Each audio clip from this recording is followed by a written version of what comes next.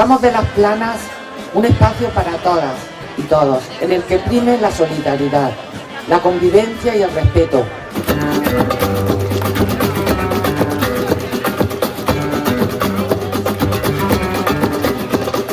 देखो देखो तुझे